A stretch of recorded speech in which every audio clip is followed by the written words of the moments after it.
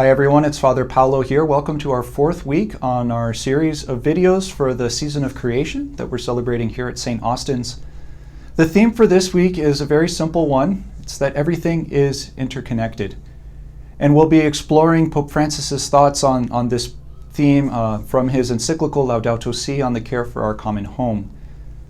So Pope Francis talks about how our religious tradition, especially in the book of Genesis and in the creation of humanity, God gives our ancestors, our first parents, this command to till and to keep.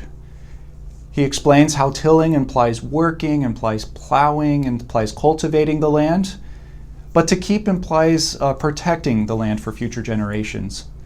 So we see that the story of creation and this command to till and to keep the earth has a strong intergenerational dimension. It's a dimension that expands across time, across generations. And as we think about how we celebrate the season of creation, it's important to recognize our own inheritance that we've received from our ancestors. The fact that we didn't just magically come into the world out of nothing, but rather we came in through a family, through a community, through a nation. And so the goods that we enjoy have been passed on to us from our parents, from the generations that came before us, which is why this command implies a strong dimension of intergenerational justice. It reminds us that our duty to care and to protect the earth for future generations comes from that gift that we have received from generations past, which ultimately is that gift we've received from God. The next dimension that Pope Francis talks about is the duty to care for others. And for this, he speaks of the story of Cain and Abel, which likewise comes very early in the Bible and is very foundational to Jewish and to Christian beliefs as well. And so we see that God reminds Cain of his duty to care for his brother and his duty to, and the fact that when that relationship is ruptured with the murder of Abel, that leads to a rupture of Cain's relationship with himself, with God, with the land. And so we see how violence has a way of destroying our relationships with one another, which is why we have this strong duty to work for peace. And part of that duty to work for peace is to protect the land with which people find their livelihoods, people find their well-being in society. Pope Francis, speaking of this dimension of intergenerational justice, he shows us how nature has a way of reusing the same material. So if you think about a forest, the nutrients and leaves that fall to the ground are then harvested by microbes in the earth, and then that helps provide food for new trees and new growth to come forth. So it's this circular pattern of life that allows life to continue and to flourish. And Pope Francis reminds us that in many ways the path we're on is unsustainable.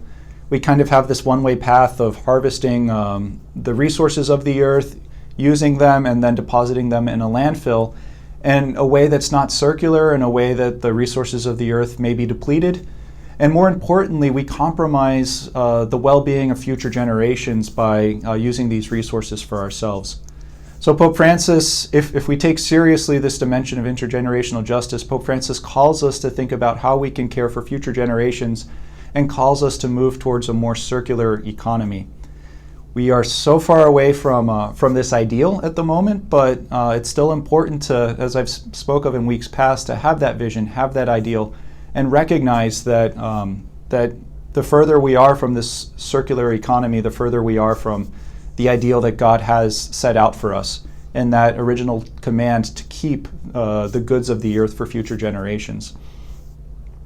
And finally, Pope Francis speaks of the value of our own individual actions when he speaks about the need for ecological virtues and ecological education. We have this sense that it's the duty of others, it's the duty of lawmakers, it's the duty of big companies to make these decisions, and I am not negating that. Pope Francis speaks plenty of that in Laudato Si to talk about the need for national, international cooperation and the need for strong institutions to hold people accountable. But at the same time, he says laws are going to be insufficient unless people have this personal sense of conversion to actually live out the law. And in the Christian life, that's actually the ultimate goal and principle of our own Christian life is that we don't follow the commandments just because it's an obligation, it's an external law. We actually do the right thing because we recognize it's the right thing, because we recognize it's for our own benefit, because we recognize it's for the benefit, well-being, and peace of the earth. And so Pope Francis calls individuals to take up that sense of individual conversion, to take steps to even with the small things in life, to do things to help protect nature and to help move us towards a circular economy. One of the most concrete things we can do in this moment is to recycle our goods that we have. But it's a bit complicated, so I've worked with Kristen to make a video, which you'll see posted below this video, and you can find the link on our website. So this video is going to give some pointers for recycling here in Austin, hopefully educate you a little bit more about how recycling works, what are things that we can do to help make the recycling process better. And part of that is our participation in caring for the earth through our small actions that Pope Francis is calling us to. I will be unable to join the discussion this upcoming Sunday, Sunday the 27th, because I'm committed to speak to the RCIA group, but Kristen will be there to lead the discussion, and you'll find the discussion guide as you normally see it. I look forward to joining the group on Tuesday evening, if you would prefer to join that group as well. And next Saturday, so Saturday, October 3rd at 10 a.m., we invite everyone with pets to come out to our annual blessing of the pets. Even if you don't have a pet, you can still come pray with us. We'll be on the blacktop. Make sure to bring your masks, make sure to practice social distancing, and we hope it'll be a beautiful celebration of nature, of our relationship with our pets, of the joy that God's creatures can give us, and how we learn from the natural world, God's splendors and wonders in creation. So we look forward to praying with you. And finally, our video for next week will focus on the spirituality of St. Francis as we prepare to celebrate the Feast of St. Francis, which incidentally falls on a Sunday this year, but that doesn't prevent us from celebrating St. Francis and his contribution to the Church. So with that, God bless. Thank you for tuning in, and I look forward to our future discussions.